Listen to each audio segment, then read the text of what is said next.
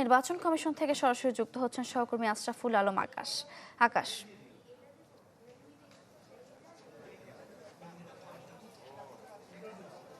সারিকা, মনোনয়নপত্র বাতিল ও গ্রহণের বিরুদ্ধে যে আপিল, সেই আপিল কার্যক্রম আজকে শেষ হতে যাচ্ছে। সকাল 10টা থেকে আনুষ্ঠানিকভাবে এই কার্যক্রম শুরু হয়।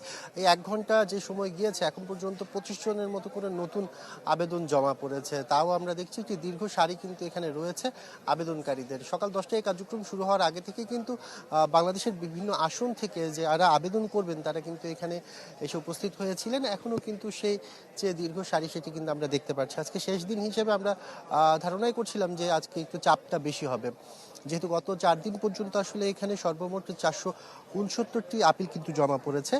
আর যদি আমি আপনাকে জানিয়ে রাখি, তাহলে যে মনোনয়নপত্রগুলো বাতিল হয়েছে সেই সংখ্যাটি ছিল কিন্তু 723 জনের মনোনয়ন বাতিলের মধ্যে ইতিমধ্যে কিন্তু বলা যায় প্রায় 500-র কাছাকাছি কিন্তু 5 দিনে মিলে এখন পর্যন্ত আপিল আবেদন করা হয়েছে। এই আপিল আবেদনগুলো পরবর্তী আগামীকাল থেকে মূলত এগুলো শুনানি কার্যক্রম শুরু হবে, যা চলবে 18 জানুয়ারি পর্যন্ত।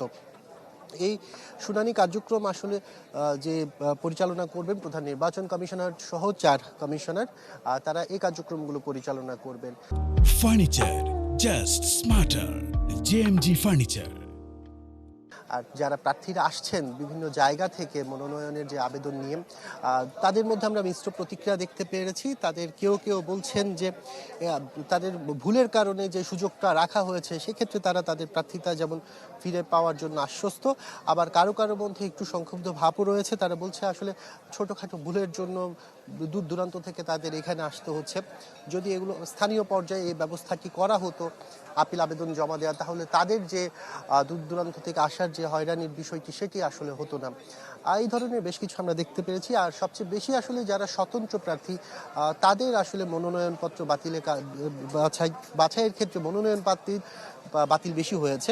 কারণ সেখানে বেশিরভাগ ক্ষেত্রে যা দেখা যাচ্ছে, 1% যে ভোটার তালিকার জমা দিতে হয়, সেই তালিকা আসলে স্বাক্ষর সহ আসলে অনেকে জমা দেওয়ার ক্ষেত্রে কিছুটা ভুল ভ্রান্তি হয়ে গিয়েছে। সেক্ষেত্রে আসলে 1%-এর ক্ষেত্রেও কিন্তু অনেকে ক্ষোভ প্রকাশ করেছেন। তবে যেহেতু আজকে শেষ দিন, প্রার্থী যারা আসছেন তারা আশা করছেন যে সুষ্ঠুভাবে তাদের সবকিছু জমা দেওয়ার পর তারা পুনরায় তাদের যে মনোনয়ন সেটি আবার ফিরে পাবেন। আর পরবর্তীতে 21 তারিখে কিন্তু চূড়ান্ত যে প্রার্থী তালিকা সেটি যেমন প্রকাশ করা হবে, এর পরপরই কিন্তু বলা যায় যে প্রতীক বরাদ্দ সেটিও কিন্তু দেওয়া হবে। সারিকা। আকাশ, ধন্যবাদ আপনাকে। দর্শক, মনোনয়ন বাতিল গ্রহণের বিরুদ্ধে আপিলের শেষ দিন আজ আমরা বিস্তারিত জানছিলাম। নির্বাচন কমিশন থেকে যুক্ত হয়েছিলেন আমাদের সহকর্মী আকাশ।